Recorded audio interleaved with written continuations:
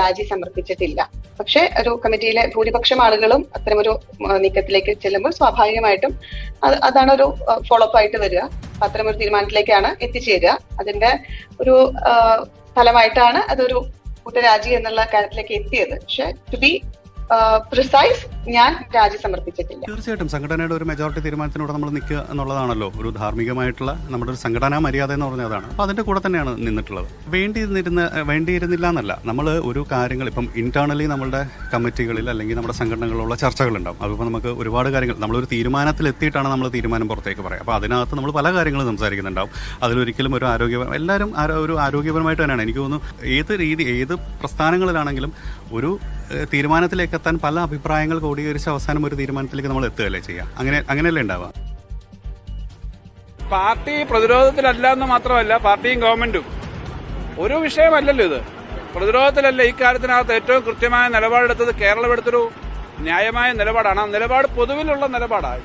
ഞങ്ങളെ സംബന്ധിച്ച് ഏതെങ്കിലും കാര്യം മായ്ക്കാനോ മറയ്ക്കാനോ ഒന്നും പാർട്ടിക്ക് താല്പര്യമില്ല, ഗവൺമെന്റിന് താല്പര്യമില്ല. പക്ഷെ വസ്തുതകളായിരിക്കണം. ഇതിന്റെ പേരിൽ തെറ്റായും പല കാര്യങ്ങളും വരുന്നോ ഇല്ലയോ നമുക്കറിയില്ല. അതുകൊണ്ടാണല്ലോ അന്വേഷണം വരുന്നത്. അന്വേഷണം എന്ന് പറഞ്ഞാൽ വളരെ കൃത്യമായ അന്വേഷണമാണ്. ഇപ്പൊ പല കാര്യങ്ങളും വന്നു, പല അഭിപ്രായങ്ങളും വന്നു. അതിനകത്ത് ഏതാണ് വിശ്വസനീയം, ഏതാണ് അവിശ്വസനീയം എന്നൊന്നും ഇപ്പം പറയാൻ ഞാനാളല്ല. നമസ്കാരം, സ്വാഗതം സ്പെഷ്യൽ എഡിഷനിലേക്ക്. മലയാള സിനിമയ്ക്കകത്ത് നടക്കുന്ന ക്രിമിനൽ പ്രവർത്തനങ്ങളെക്കുറിച്ചുള്ള ഒരു റിപ്പോർട്ട് വൈകിയാണെങ്കിലും പുറത്തു വന്നതിന് ശേഷം ഇത്ര ദിവസങ്ങൾ പിന്നിടുമ്പോൾ സ്ഥിതിഗതികൾ എങ്ങോട്ടാണ്? അമ്മ എന്ന അഭിനേതാക്കളുടെ സംഘടനയുടെ തലപ്പത്തിരിക്കുന്ന മുഴുവൻ ആളുകളും കമ്മിറ്റി ഒന്നടങ്കം രാജിവെച്ച് പോയതുകൊണ്ട് ഈ പ്രശ്നങ്ങൾക്ക് ഒരു ശുഭോദർക്കമായ പരിഹാരമുണ്ടായി എന്ന് പറയാമോ? അതിനകത്ത് നിൽക്കുന്ന ആളുകൾ പലരും കർശനമായ നടപടികൾ ഉണ്ടാവണം, ശരിയായ അന്വേഷണം ഉണ്ടാവണം, കുറ്റക്കാരായാലും ശിക്ഷിക്കപ്പെടണം എന്നൊക്കെ പറയുന്നത് നാം കേൾക്കുന്നുണ്ട്. അകത്ത് നിൽക്കുന്ന ആളുകൾ, അകത്തെ ആളുകൾ എന്ന കപ്പാസിറ്റിയിൽ പറയേണ്ടത് അത്രമാത്രമാണോ? അകത്തുനിന്ന് എന്തൊക്കെ നവീകരണത്തിന് തുടക്കം കുറിക്കുമെന്ന്, അതിന് ഞങ്ങളെങ്ങനെ നേതൃത്വം കൊടുക്കുമെന്ന് പറയാൻ അവർക്ക് ബാധ്യതയില്ലേ? അതോ അവരും നമ്മെപ്പോലെ ആരായാലും ശിക്ഷിക്കപ്പെടട്ടെ എന്ന ഒരു ലഘുവാചകം പറഞ്ഞു പോയാൽ മതിയോ? രണ്ടാമത്തേത് സർക്കാരിൻ്റെ കാര്യമാണ്. 4.5 വർഷം വൈകിയാണ് ഈ റിപ്പോർട്ട് പുറത്തുവിട്ടത് എന്ന ഗുരുതര സ്വഭാവമുള്ള വിമർശനം സർക്കാരിന് നേരെയുണ്ട്. അതിന്മേൽ നടപടികൾ വൈകുന്നു, കേസെടുക്കാൻ വളരെ വേഗത്തിൽ നടപടികൾ ഉണ്ടായില്ല എന്ന വിമർശനം. പക്ഷേ ഇപ്പോൾ ഒരു പ്രത്യേക അന്വേഷണ സംഘത്തെ നിയോഗിച്ചിരിക്കുന്നു. ആ അന്വേഷണ സംഘം ആളുകളുടെ മൊഴിയെടുക്കുന്നു, കേസുകൾ എടുക്കുന്നു.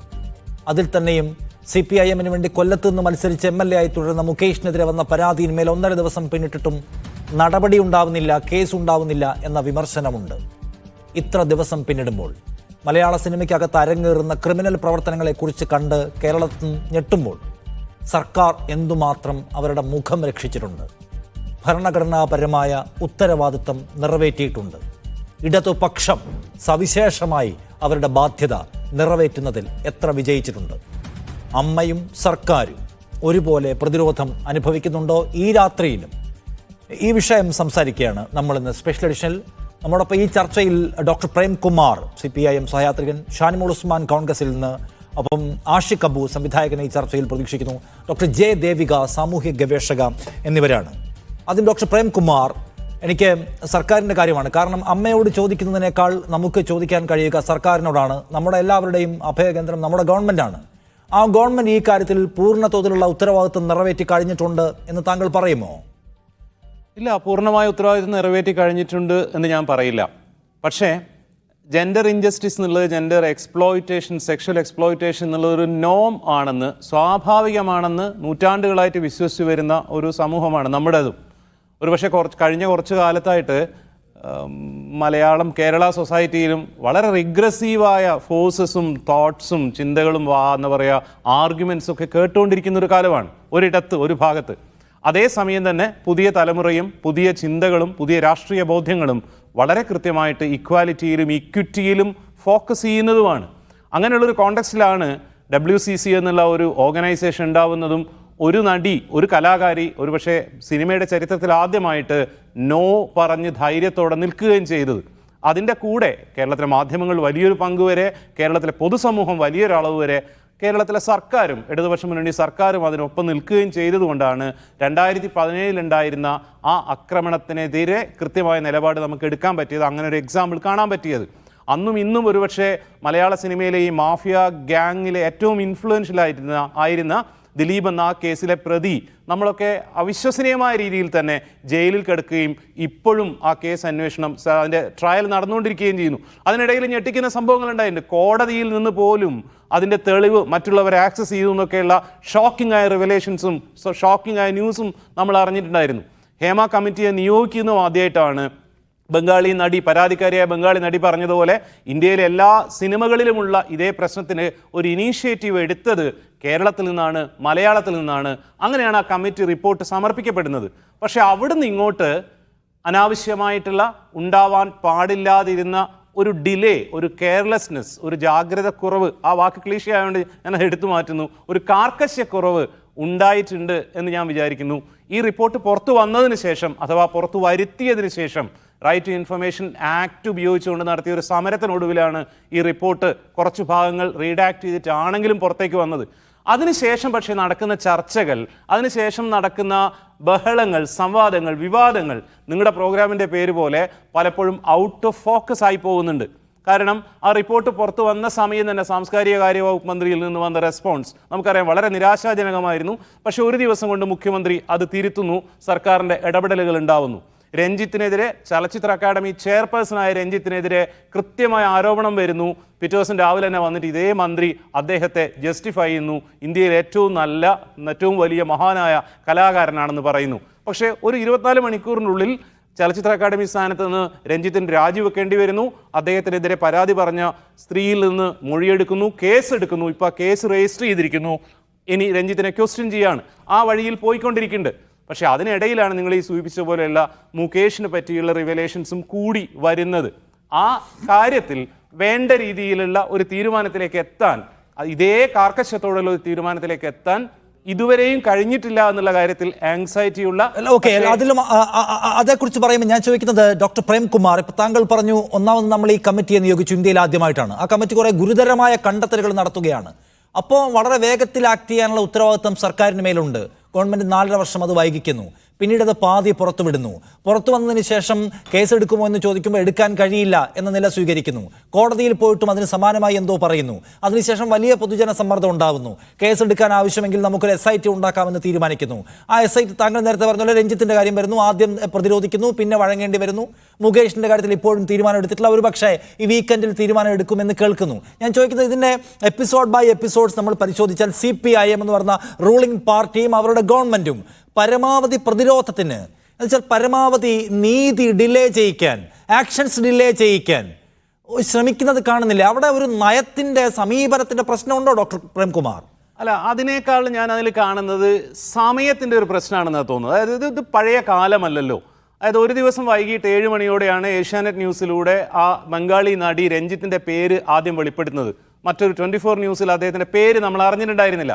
മലയാളികൾ പ്രതീക്ഷിക്കുന്നുണ്ട് അതോടൊപ്പം തന്നെ ഒരു അരമണിക്കൂറിനുള്ളിൽ തന്നെ മുഖ്യമന്ത്രിയുടെയോ സർക്കാരിൻ്റെയോ നിലപാട് ഏതുന്നതനായിരുന്നാലും ശിക്ഷിക്കപ്പെടും എന്നുള്ളൊരു വാർത്ത കേൾക്കാൻ മലയാളികൾ കാത്തിരിക്കുന്നുണ്ട്. പക്ഷെ ആ വാർത്ത വന്നത് 24-36 മണിക്കൂർ കഴിഞ്ഞിട്ട് പിന്നെ ഒരു ദിവസം രാവിലെയാണ് രഞ്ജിത്ത് രാജിവെക്കുന്നു എന്നുള്ളത്. ഈ ടൈം ഗ്യാപ്പ് പോലും ഇടതുപക്ഷത്തിനൊപ്പം ചേരുന്നവരിൽ വലിയ ആശയക്കുഴപ്പം ഉണ്ടാക്കുന്നതാണ്, വലിയ നിരാശ ഉണ്ടാക്കുന്നതാണ്. ഇന്നേ വരെ ഈ സമയം വരെ CPIMന്റെയോ സർക്കാരിന്റെയോ.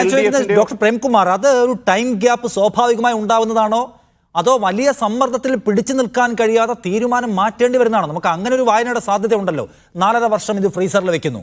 അതിന്മേൽ ഇപ്പോഴും നിയമനിർമ്മാണം എന്ന് പറയുന്ന സ്റ്റെപ്പ് ചെയ്യാൻ കഴിഞ്ഞിട്ടില്ല. അതിനുവേണ്ടി കമ്മിറ്റി ഉണ്ടാക്കിയിട്ടില്ല, ലീഗൽ അഡ്വൈസ് എടുക്കുന്നില്ല, ഒന്നും എടുക്കുന്നില്ല. ഇപ്പോഴും ഏതോ നയം ഉണ്ടാക്കാനും കോൺക്ലേവ് ഉണ്ടാക്കാനുമാണ് നമ്മൾ ഇപ്പോഴും ശ്രമിച്ചുകൊണ്ടിരിക്കുന്നത്. അതിന് ലീഗൽ അഡ്വൈസ് തരാൻ കഴിയാത്ത കുറേ സിനിമക്കാർ മാത്രമാണ് ആ കമ്മിറ്റിയിലുള്ളത് എന്ന് നമ്മൾ കാണുന്നുണ്ട്.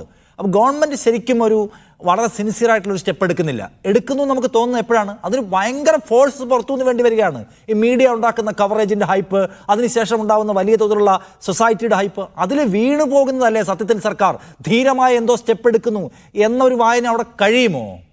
അല്ല, ഇതിൽ നിങ്ങൾ പറയുന്നത് പോലെ സർക്കാർ ചെയ്യുന്നത് എല്ലാം പെർഫെക്റ്റ് എന്നോ സർക്കാർ ചെയ്യുന്നത് മുഴുവൻ അബദ്ധമെന്നോ എന്നുള്ളൊരു നിലപാടോ ഒരു അഭിപ്രായ ഇക്കാര്യത്തിലുള്ള ആളല്ല ഞാൻ.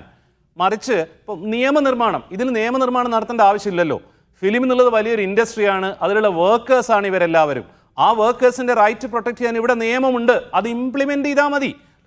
പ്രിവെൻഷൻ ഓഫ് എന്താ പറയുക പോഷ് ആക്ട് ഇംപ്ലിമെൻ്റ് ചെയ്താൽ മതി. ICC അല്ലെങ്കിൽ IC എങ്ങനെ വേണമെന്ന് സുപ്രീം കോടതി കൃത്യമായിട്ട് പറഞ്ഞിട്ടുണ്ട് Vishakha versus state of Rajasthan കേസിൽ. അത് ഇംപ്ലിമെൻ്റ് ചെയ്താൽ മതി.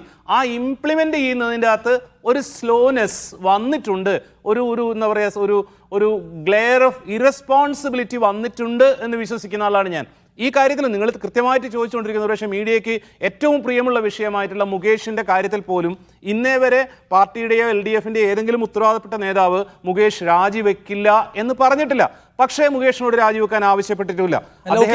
ശരി, അതൊരു ഉത്തരവാദിത്ത പ്രശ്നം അല്ലെങ്കിൽ ഉണ്ടാവുന്ന താമസം അത് എന്തെങ്കിലും ആയിക്കോട്ടെ. പക്ഷെ നിയമം എന്നൊരു സംഗതി ഉണ്ടല്ലോ ഡോക്ടർ പ്രേംകുമാർ. എന്ന് വെച്ചാൽ 1.5 ദിവസം കഴിഞ്ഞു, മറ്റു പല പരാതികളിലും നമ്മൾ കേസെടുത്തു. ഈ തരം സ്വഭാവമുള്ള സംഗതികളിൽ കേസെടുത്തിട്ട് അന്വേഷണം പാടുള്ളൂ എന്ന വ്യവസ്ഥകളും സുപ്രീം കോടതി നിർദ്ദേശങ്ങൾ പോലും ഉണ്ട് എന്ന് നമ്മൾ ഓർക്കണം. എന്ന് മാത്രമല്ല, ഈ അന്വേഷണത്തിന്റെ ഘട്ടമായി ചെയ്യേണ്ട പല കാര്യങ്ങൾക്കും കേസും ക്രൈം നമ്പറും ഉണ്ടാവുക നിയമപരമായ നിർബന്ധിതാവസ്ഥയാണ്. എന്നിരിക്കെ ഇപ്പോഴും കേസെടുക്കാതെ FIR ഇടാതെ അതിൻ്റെ ചുറ്റുവട്ടത്ത് കറങ്ങി കളിക്കുന്നു ഈ സംവിധാനം എന്ന് വന്നാൽ, ജാഗ്രത കുറവിൻ്റെ എത്രയോ എക്സാമ്പിൾസ് കഴിഞ്ഞിട്ടാണ് നമ്മൾ ഈ എപ്പിസോഡിൽ നിൽക്കുന്നത്. അത് ഡെലിബറേറ്റ് അല്ല, മനഃപൂർവ്വം അല്ല എന്ന് വിചാരിക്കാനും അത്ര നിഷ്കളങ്കരായി പോവേണ്ടതുണ്ടോ നമ്മൾ? അല്ല, അത്ര നിഷ്കളങ്കതയുടെ പ്രശ്നമല്ല. മുകേഷിനെതിരെ 3 ആരോപണങ്ങളാണ് വന്നിട്ടുള്ളത്. അതിൽ ടെസ് ജോസഫ് 7-ാം തീയതിക്ക് ശേഷം കൂടുതൽ കാര്യങ്ങൾ പറയാമെന്ന് പറഞ്ഞിട്ടുണ്ട്. 2ാമത്തെ ആരോപണം ഉന്നയിച്ച നടി അവരുടെ പേരും മുഖവും ഒക്കെ വെളിച്ചത്ത് പറഞ്ഞുകൊണ്ടാണ്. അവരുടെ സ്റ്റേറ്റ്മെന്റ് ഇന്ന് വൈകുന്നേരമാണ് അവരുടെ ഫ്ലാറ്റിൽ ചെന്ന് കേരളത്തിലെ പോലീസ് എടുത്തിട്ടുള്ളത്. ഞാൻ വിചാരിക്കുന്നത് വിത്തിൻ നോ ടൈം ആ കേസും രജിസ്റ്റർ ചെയ്യപ്പെടുന്നത് തന്നെയാണ്. 3ാമത്തതിൽ എത്രത്തോളം എന്താ പറയുക അതിൻ്റെ ഒരു റിലയബിലിറ്റി ഉണ്ട് എന്നുള്ളത് ഇതേ സ്പെഷ്യൽ ഇൻവെസ്റ്റിഗേഷൻ ടീം ഇൻവെസ്റ്റിഗേറ്റ് ചെയ്തുകൊണ്ടിരിക്കുന്നതാണ്. നിങ്ങളിപ്പോൾ കാണിച്ച സഖാവ് KN ബാലഗോപാലിൻ്റെ ബൈറ്റിൽ അദ്ദേഹം പറയുന്നത് അതിൻ്റെ കോഴ്സ് ഫോളോ ചെയ്യുന്നുണ്ടെന്നാണ്. ബാക്കി റിവീൽ ചെയ്യപ്പെട്ട എല്ലാ കേസുകളിലും ഞാൻ പറയും law is taking it's on course. പക്ഷേ ഇതെല്ലാം നടക്കുന്നത് വളരെ, അതായത് ജെൻഡർ ഇനിക്വാലിറ്റി എന്ന് പറയുന്ന എക്സ്പ്ലോയിറ്റേഷനോ ഒക്കെ നോർമൽ എന്ന് വിചാരിച്ചു കഴിഞ്ഞിരിക്കുന്ന ഒരു സമൂഹത്തിലാണ്. ഗർഭിണിയായ ഭാര്യയെ ഒരു ചവിട്ടങ്ങ് ചവിട്ടിയാൽ എന്തപ്പോൾ കുഴപ്പം, ഒന്നും സംഭവിച്ചിട്ടില്ലല്ലോ എന്ന് പറയുന്ന, എന്നെയും നിങ്ങളെയും പോലെ ആശ്വസിക്കുന്ന അല്ലെങ്കിൽ ലൈറ്റായിട്ട് എടുക്കുന്ന ഒരു നാട്ടിലാണ് നമ്മൾ ജീവിക്കുന്നത്. ആ നാടിനെ നവീകരിക്കാനുള്ള സവിശേഷമായ ബാധ്യത പേറുന്ന ഒരു രാഷ്ട്രീയം, അവരാണ് കേരളം ഭരിക്കുന്നത് എന്നത് കൂടി നമ്മളുടെ ഒരു അധിക എക്സ്പെക്ടേഷനകത്ത് വരും എന്നത് കാണേണ്ടതാണ്. തീർച്ചയായിട്ടും ആ പ്രതീക്ഷ കൊണ്ട് തന്നെയാണ് ഈ ഒരു ഡിലേ പോലും നമുക്ക് നിരാശ ഉണ്ടാക്കുന്നു, സങ്കടം ഉണ്ടാക്കുന്നു, കൺഫ്യൂഷൻ ഉണ്ടാക്കുന്നു എന്ന് ഞാൻ പറയുന്നത്. പക്ഷേ അതിനകത്ത് വളരെ വേഗത്തിൽ ഒരു തീർപ്പുണ്ടാകും, തീരുമാനം ഉണ്ടാവും എന്ന് താങ്കൾ പ്രതീക്ഷ പങ്കുവെക്കുകയാണ്. ആഷിഖ് അബു തീരുമാനം വന്നേ പറ്റുള്ളൂ. ആഷിഖ് അബു, ഓൾറെഡി നമുക്കറിയാവുന്ന പോലെ ഈ എൻറ്റയർ എപ്പിസോഡിനകത്ത് ഇടതുപക്ഷ ജനാധിപത്യ മുന്നണിയുടെ സർക്കാർ ശരിയാമണ്ണവും സമയബന്ധിതമായും പ്രവർത്തിച്ചില്ല എന്ന ആക്ഷേപം അവിടെ ഒരു വശത്തുണ്ട്. പക്ഷേ ചില കാര്യങ്ങളൊക്കെ സർക്കാർ ചില ആക്ഷൻസ് എടുത്തുകൊണ്ട് അത് മേക്കപ്പ് ചെയ്യാൻ ശ്രമിക്കുകയാണ്. പക്ഷെ നോക്കൂ, ഇപ്പോഴും കൊല്ലത്തെ MLAക്കെതിരെ ഉയർന്നു നിൽക്കുന്ന ഗുരുതരമായ പരാതിയിന്മേൽ രാഷ്ട്രീയമായോ നിയമപരമായോ നടപടികളെടുത്ത് ഞങ്ങളുടെ ഭാഗം പൂർണ്ണമാണ് എന്ന് സ്ഥാപിക്കുന്നതിൽ സത്യത്തിൽ സർക്കാർ പരാജയപ്പെട്ടു നിൽക്കുകയല്ലേ? നമുക്കത് പൂർണ്ണമായിട്ടും അങ്ങനെ പറയാൻ സമയമായോ എന്നെനിക്ക് സംശയമുണ്ട്. കാരണം ഇത് മുമ്പെങ്ങും നമ്മൾ ആർക്കും കേട്ടുകേൾവിയില്ലാത്ത തരത്തിലുള്ള അതിസങ്കീർണമായിട്ടുള്ള വിഷയങ്ങളാണ് ഒരേ സമയത്ത് കേരളത്തിലെ സർക്കാരും കേരള ജനതയും ഫേസ് ചെയ്തുകൊണ്ടിരിക്കുന്നത്. നമ്മൾ നേരിട്ടുകൊണ്ടിരിക്കുന്ന ഇതുവരെ നമ്മളാരും കേൾക്കാത്ത കാര്യങ്ങളും നേരിടാത്ത കാര്യങ്ങളുമാണ്. അപ്പോൾ ചിലപ്പോൾ അതിൻ്റെതായ സമയം ചിലപ്പോൾ അതിനു വേണ്ടി വന്നേക്കാം. പ്രത്യേകിച്ച് ഈ ഒരു ജനപ്രതിനിധി കൂടിയാവുന്ന സമയത്ത് മറ്റുള്ള രാഷ്ട്രീയ കാര്യങ്ങളും ഒക്കെ ചിലപ്പോൾ അതിൽ കണക്കിലെടുക്കേണ്ടി വന്നേക്കാം. നേരത്തെ ഡോക്ടർ പ്രേംകുമാർ പറയുന്നത് തന്നെയാണ് എനിക്കും തോന്നുന്നത്. ഒരാളും മുകേഷിനോട് രാജിവെക്കണ്ട എന്ന് ഒരു മന്ത്രിമാരും പറഞ്ഞിട്ടില്ല, പക്ഷെ രാജിവെക്കണമെന്നും പറഞ്ഞിട്ടില്ല. അപ്പോൾ സ്വാഭാവികമായിട്ടും ഒരു സംഘടനാ തീരുമാനമാകുന്നതും ഒരു ജനപ്രതിനിധിയാകുന്നതും ഒക്കെ അതിസങ്കീർണമായിട്ടുള്ള ചില കാര്യങ്ങളാണ്. അപ്പൊ അതിനകത്തൊരു തീരുമാനം, രാഷ്ട്രീയമായ സങ്കീർണത എന്നത് കക്ഷി രാഷ്ട്രീയ സംഘടനകൾ അവരുടെ ആഭ്യന്തര പ്രശ്നമാണ്. നൈതികത എന്ന മൂല്യത്തെ എടുത്ത് മുന്നിൽ വെക്കുമ്പോൾ കക്ഷി രാഷ്ട്രീയത്തിന്റെ സങ്കീർണതകളെ നാം എന്തിനു കേൾക്കണം എന്ന ക്വസ്റ്റ്യൻ അവിടെ ഉണ്ടല്ലോ. മുകേഷിനെതിരെ ഉയർന്ന പരാതി, സമാനമായ പരാതി ഉയർന്നവർക്കെതിരെ നടപടിയെടുത്തു കഴിഞ്ഞു, FIR വന്നു കഴിഞ്ഞു. അതേ ആഴമുള്ള പരാതിയിന്മേൽ FIR ഉണ്ടാവാത്തത് സ്വന്തം രാഷ്ട്രീയ ചേരിയിൽ നിൽക്കുന്ന ഒരു പ്രധാനിയെ കൈവിട്ട് കളയാൻ കഴിയില്ല എന്ന ചിന്ത കൊണ്ടായിരിക്കുമല്ലോ എന്ന് ജനത്തിന് ആലോചിക്കാം. തീർച്ചയായിട്ടും അത്തരം ഒരു സ്പേസ് ഉണ്ട്, അതില്ല എന്ന് എനിക്കും തോന്നുന്നില്ല. പക്ഷെ നമുക്കങ്ങനെ ഇതിൽ പരാജയപ്പെട്ടോ ഇല്ലേ എന്ന് തീരുമാനിക്കാനുള്ള ഒരു സമയമായിട്ടില്ല എന്ന് എനിക്ക് വ്യക്തിപരമായിട്ട് തോന്നുന്നു. ഇതില് ഇടതുപക്ഷ പ്രസ്ഥാനങ്ങളുടെ ഭാഗത്തു നിന്നും സർക്കാരിന്റെ ഭാഗത്തു നിന്നും ധാർമ്മികതയ മൂല്യങ്ങൾ ഉയർത്തിപ്പിടിക്കുന്ന തീരുമാനം തന്നെ ഉണ്ടാകുമെന്നാണ് എന്റെ പ്രതീക്ഷ. എന്ന് വെച്ചാൽ മുകേഷിനെ മാറ്റി നിർത്തേണ്ടതായ ഒരു ആവശ്യം സർക്കാരിന് മുമ്പിലുണ്ട്. അത് വൈകാതെ സർക്കാർ നടപ്പിലാക്കും, അല്ലെങ്കിൽ പാർട്ടി നടപ്പിലാക്കും എന്ന് പ്രതീക്ഷിക്കുന്നവരുടെ കൂട്ടത്തിലുള്ള ആളാണ് താങ്കൾ. ഞാനുണ്ട്, ഉറപ്പായിട്ടും ഞാനുണ്ട്. കാരണം എന്താ വെച്ചാൽ അങ്ങനെ പ്രതീക്ഷ കൈവിടാൻ പറ്റുന്ന ഒരു സർക്കാരായിട്ട് എനിക്ക് തോന്നിയിട്ടില്ല. ഇപ്പൊ നേരത്തെ ഡോക്ടർ പ്രേംകുമാർ പറഞ്ഞ കാര്യം തന്നെയാണ് ആ കാര്യത്തിലും എനിക്ക് പറയാനുള്ളത്. അവധാനതക്കുറവോ ജാഗ്രത കുറവോ എന്ത് പേരിട്ട് വിളിച്ചാലും അത്തരം എന്തോ ഒന്ന് സംഭവിച്ചു എന്നല്ലാതെ ഈ ഘട്ടത്തിൽ ഏറ്റവും ശക്തമായിട്ട് ഈ വിഷയത്തിന്റെ ഗൗരവം മനസ്സിലാക്കുകയും അതിനെ കൃത്യമായ സജ്ജമായ എല്ലാ തരത്തിലുള്ള കാര്യങ്ങളും ചെയ്തുകൊണ്ടിരിക്കുകയാണെന്ന് തന്നെയാണ് എനിക്ക് തോന്നുന്നത്. അത് കേരളത്തിൽ ഇന്ത്യയിലെ മറ്റ് ഗവൺമെന്റുകൾക്ക് മാതൃകയാവുന്ന രൂപത്തിൽ ഈ സംഗതി നടക്കുന്നുണ്ട്.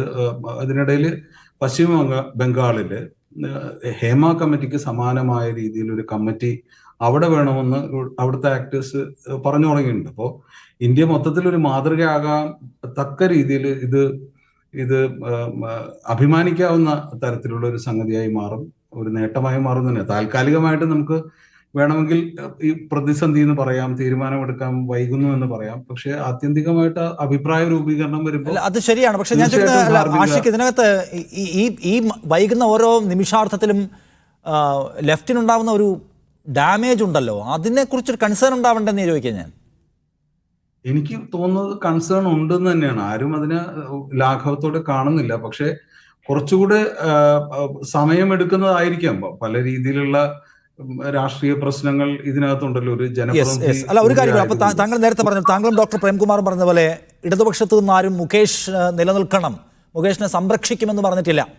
അപ്പൊ അതിനകത്ത് മുകേഷിന്റെ വ്യക്തിപരമായ ധാർമ്മികതയുടെ ഒരു തലം കൂടി ഉണ്ടല്ലോ. അയാൾ നിൽക്കുന്നത് ഏത് രാഷ്ട്രീയത്തിലാണ്, ആ രാഷ്ട്രീയത്തിന്റെ ധാർമ്മികത എന്താണ്, അതിനെ മുറുകെ പിടിച്ചുകൊണ്ട് വ്യക്തിപരമായി തീരുമാനമെടുക്കാൻ മുകേഷിന് കഴിയേണ്ടതാണ്. ഈ കാര്യത്തിൽ ഞാനിതാ ആ ധാർമ്മിക മൂല്യത്തെ ഉയർത്തിപ്പിടിക്കുന്നു, അതുകൊണ്ട് ഞാൻ മാറി നിൽക്കാം എന്ന് അദ്ദേഹം പറയേണ്ടതാണെന്ന് വിചാരിക്കുന്നുണ്ടോ? അത് അദ്ദേഹത്തിന് വ്യക്തിപരമായ ഉത്തരവാദിത്വം ഉണ്ട് എന്ന്? അദ്ദേഹം ഒരു ഒരു സിനിമ ആക്ടർ മാത്രമാണ്. ഒരു പൊതുപ്രവർത്തകന്റെ രീതി എന്തെന്നും അദ്ദേഹം കാത്തു സൂക്ഷിക്കേണ്ടതായിട്ടുള്ള മൂല്യങ്ങൾ എന്താണെന്നും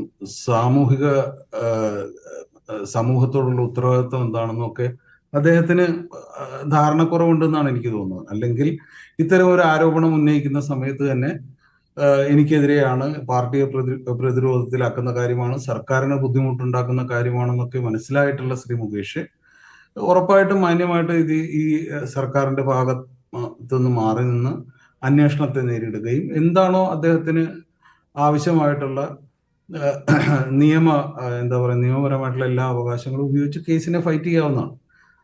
അതായിരുന്നു അദ്ദേഹം ചെയ്യേണ്ടിയിരുന്നത്. പക്ഷെ ചെയ്യുന്നില്ല. അത് കാത്തിരുന്ന് കാണാം. ശരി, ഞാനൊന്ന് പറയാം. ശ്രീമതി ഷാനിമോൾ ഉസ്മാൻ, ഈ കാര്യത്തിൽ സർക്കാർ നടപടികളൊന്നും എടുക്കാതിരിക്കുന്നില്ല. നടപടികൾ എടുത്തു പോകുന്നുണ്ട്. പക്ഷെ അതിന് ചിലപ്പോൾ വലുതും ചിലപ്പോഴൊക്കെ ചെറുതുമായ ചില താമസങ്ങൾ ഉണ്ടാവുന്നു. എന്ന് വെച്ചാൽ വളരെ പ്രധാനപ്പെട്ട പദവിയിലിരിക്കുന്ന ആളുകളുടെ സ്ഥാനചലനവുമായി ബന്ധപ്പെട്ട തീരുമാനമാണ്. അതിന് പലതരത്തിലുള്ള ആലോചനകളും പലതരത്തിലുള്ള ഡിസ്കഷൻസൊക്കെ വേണ്ടിവരും. അതുകൊണ്ട് അങ്ങനെ എടുക്കുന്ന ഒരു സ്വാഭാവികമായ ചെറുകാലതാമസം എന്ന ആനുകൂല്യം സർക്കാരിന് കൊടുക്കാവുന്നതാണ് എന്ന് തോന്നുന്നോ?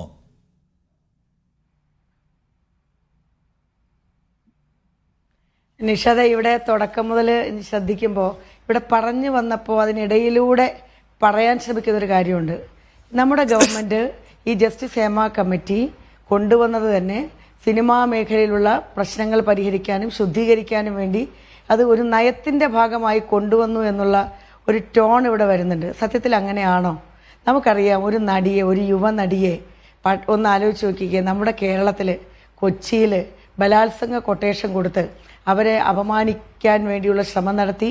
അതുമായി ബന്ധപ്പെട്ടുള്ള വലിയ ചർച്ചകൾ, നമ്മുടെ നാട്ടിലെ മുഴുവൻ ആളുകളും അതിൽ പങ്കാളിയായി. സർക്കാരിൻ്റെ മേൽ ഒരുപാട് സമ്മർദ്ദം വന്നു. അതിന് അപ്പോഴും ഒരു വിറങ്ങലിച്ച് നിൽക്കുന്ന അവസ്ഥയിലായിരുന്നു കേരളത്തിലെ ഗവൺമെൻറ്. ഏറ്റവും അവസാനം യുവനടികൾ ഉൾപ്പെടെ കേരളത്തിലെ അറിയപ്പെടുന്ന സിനിമാ താരങ്ങൾ, വനിതകൾ ഒരുമിച്ച് കൂടി WCCക്ക് രൂപം കൊടുത്തു. അവർ കേരളത്തിലെ മുഖ്യമന്ത്രിയെ കണ്ടു. ഈ പ്രശ്നങ്ങൾക്ക് പരിഹാരം കാണണം, യുവനടികൾ നേരിടുന്ന പ്രതിസന്ധി വളരെ വലുതാണ്, എത്ര തവണ പ്രതിസന്ധിക്ക് പരിഹാരം കാണണമെന്ന് ആവശ്യപ്പെട്ടിട്ട് രൂപം കൊടുത്ത ഈ ഹേമ കമ്മിറ്റി? അതിന് പകരമായിട്ട് ഇടതുപക്ഷ ജനാധിപത്യ മുന്നണി ഗവൺമെൻറ് അവരുടെ തെരഞ്ഞെടുപ്പിൽ ഒരു പ്രഖ്യാപിത ലക്ഷ്യം പോലെ കൊണ്ടുവന്നിട്ട് അതിൻ്റെ നയപരിപാടികൾ പെടുത്തി കൊണ്ടുവന്ന് അത് ഇന്ത്യ മുഴുവൻ വ്യാപിക്കുമെന്നൊക്കെ പറഞ്ഞ് എനിക്കത് അംഗീകരിക്കാൻ ബുദ്ധിമുട്ടുണ്ട്. ഞാൻ അതിനകത്ത് വീണ്ടും WCCയെ ഞാൻ സല്യൂട്ട് ചെയ്യുകയാണ്. അപ്പോൾ അങ്ങനെ അവരുടെ സമ്മർദ്ദത്താൽ കൊണ്ടുവന്ന ഹേമ കമ്മിറ്റി, ആ ഹേമ കമ്മിറ്റി റിപ്പോർട്ട് വന്നപ്പോഴല്ലേ സർക്കാരിൻ്റെ ഇച്ഛാശക്തി കാണിക്കേണ്ടത്? എന്തിനാണ് ഈ 4.5 വർഷക്കാലം ആ റിപ്പോർട്ട് പൂഴ്ത്തിവെച്ചത്? എന്തുകൊണ്ടാണ് ആ ഹേമ കമ്മിറ്റി റിപ്പോർട്ടിലുള്ള കാര്യങ്ങൾ തുറന്നു പറഞ്ഞുകൊണ്ട് ഈ സംസ്ഥാനത്ത് മാറ്റങ്ങൾക്ക് നേതൃത്വം കൊടുക്കുവാൻ ഗവൺമെൻറ് തയ്യാറാകാതിരുന്നത്? ഈ 4.5 വർഷം കഴിഞ്ഞു വന്നപ്പോഴോ ഇപ്പോഴും ഞാൻ പറയുന്നു, എന്തിനാണ് ഈ 11 ഖണ്ഡികകൾ അത് മറച്ചു വെച്ചിരിക്കുന്നത്? അത് അങ്ങനെ മറച്ചു വെക്കാൻ ഈ ഗവൺമെൻറ് എന്താ അധികാരം? സാംസ്കാരിക വകുപ്പിന് എന്താ അധികാരം? സാംസ്കാരിക സിനിമാ വകുപ്പ് മന്ത്രിക്ക് എന്താണ് അധികാരം? ഇപ്പോഴും ചെയ്യുന്നത് ഈ സിനിമാ മേഖലയെ നന്നാക്കുന്നതിന് വേണ്ടിയിട്ടുള്ള നടപടികളല്ല. അവിടെ ചെയ്തുകൊണ്ടിരിക്കുന്നത് വീണ്ടും ആ പരാതി കൊടുത്ത ആളുകളെ അടക്കം അവരെ ആക്ഷേപിക്കുന്നതിന് തുല്യമല്ലേ? ബഹുമാനപ്പെട്ട സജി ചെറിയാൻ എന്താണ് അദ്ദേഹം പറഞ്ഞത്? രഞ്ജിത്തുമായി ബന്ധപ്പെട്ട കാര്യം പറയുമ്പോൾ മലക്കമറിച്ചിലൊക്കെ കൊള്ളാം, 24 മണിക്കൂറിനുള്ളിൽ അദ്ദേഹം എത്ര രീതിയിലാണ് മലക്കം മറിഞ്ഞത്, അദ്ദേഹം എന്തോരം ബുദ്ധിമുട്ടിയത് പറയാൻ. അദ്ദേഹം പറഞ്ഞത് ലോകം കണ്ട ഏറ്റവും വലിയ പറഞ്ഞല്ലേ ഒരു കലാകാരൻ എന്നുള്ള നിലയിൽ പറഞ്ഞു. 1976 അല്ലേ SFI ബാച്ചുകാരനാണ്. ഇതൊക്കെയാണ് യോഗ്യതയായിട്ടൊരു മന്ത്രി മീഡിയയുടെ മുന്നിൽ വന്ന് പറയേണ്ടത്. സ്വകാര്യമായി അദ്ദേഹത്തിന് വേണമെങ്കിൽ അത്തരം കാര്യങ്ങളൊക്കെ വിലയിരുത്താം. അങ്ങനെ ഒരുപാട് തരത്തിൽ ന്യായീകരിക്കുന്നതിന് വേണ്ടിയുള്ള കഠിന പരിശ്രമം നടത്തിയപ്പോൾ അവർ സത്യം പറഞ്ഞാൽ ആ പരാതിക്കാരി അവരെ വെല്ലുവിളിച്ചപ്പോഴാണ് വീണ്ടും അദ്ദേഹത്തിന് മലക്കം മറിക്കേണ്ടി വന്നത്. മുഖ്യമന്ത്രി അതിനകത്ത് ശക്തമായ ഇടപെടൽ നടത്തിയത് കൊണ്ടാണ് 24 മണിക്കൂറിനുള്ളിൽ അത് മാറ്റം വരുത്തിയെന്നുള്ള അഭിപ്രായമൊന്നും എനിക്ക് അതുകൊണ്ട് തന്നെ ഇല്ല. അതിനുശേഷവും ഇപ്പോഴും ഞങ്ങൾ ചോദിക്കുകയാണ്, ഇതിനകത്ത് എന്തുകൊണ്ടാണ് ഈ പേജുകൾ മാറ്റിവെച്ചിട്ട് സാംസ്കാരിക വകുപ്പ് മന്ത്രി മറുപടി പറയാത്ത? അദ്ദേഹം ആദ്യം രാജിവെക്കണം.